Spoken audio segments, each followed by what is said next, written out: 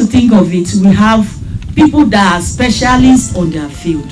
Yet we keep having building collapse in Lagos State. There's something that should be done about it.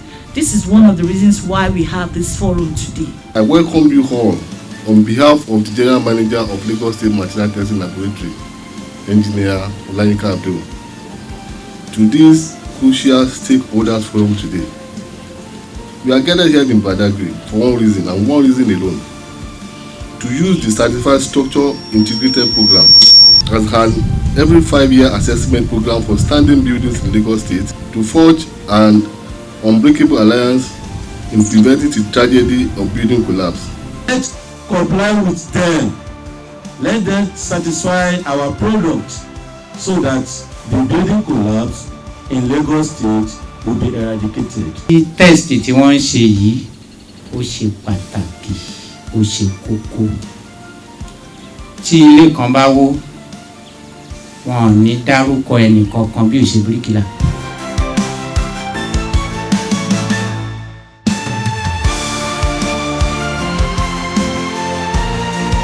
Tí wọ́n bá gbé mòdù sílẹ̀, tá bá kó yẹ̀pẹ̀ sínú ẹ̀, táwọn fi kíní yẹn kì í, ó máa ní iye block tá máa ti ṣe láti àárọ̀ bí látago 8 táwọn block mòdà máa ti débẹ̀ tó máa fi rẹ ẹni yẹn.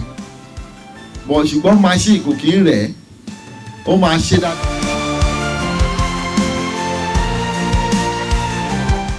Enough is enough. We want to reduce, if possible, eliminate the incessant collapse of building in Lagos State. And that is why this stakeholders meeting or forum is very, very necessary and crucial at this moment.